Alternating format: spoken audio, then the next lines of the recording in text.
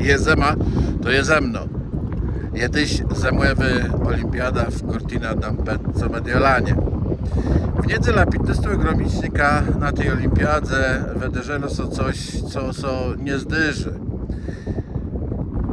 Femke Kok, fryzyjska chudka śrecerka, po dobecym zlotu medale podniosła z lodę rzuconą przez swoich fanów fryzyjską flagę.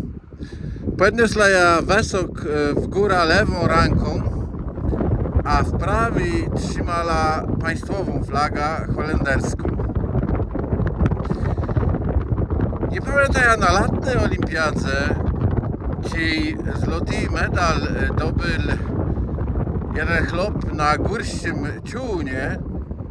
On podeszedł do swoich fanów, wtedy jak się okazało, byli Bretończykami, a on też był Bretończyka. I oni mu chcieli dać w rękę bretońską flagę, ale oni nie wzięli. Może był strach. Nie wiem, polityka we Francji co do miesiąców je bardzo lechy i oni tam nie mają letkłe. My to wiemy.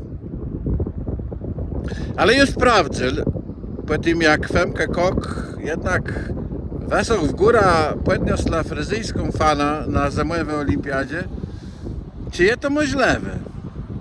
Czy jest to coś grozy? Czy to jest procem regulaminowy? No i okazało się, że nie. To wszystko jest zależy od człowieka. Regulamin gdy, że w oficjalnej prezentacji, oficjalnym medalowej ceremonii musi być plus fana państwa.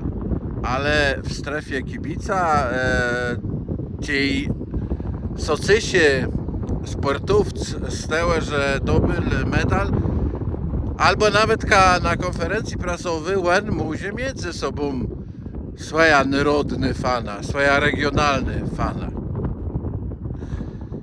I na zachęta dla wszystkich kasiepskich sportowców to wydaje, bo mam nadzieję, że kiedyś uzdrza wysoko w górze na takiej imprezy sportowej jak Olimpiada, Mistrzostwa Świata, kasiepska fana.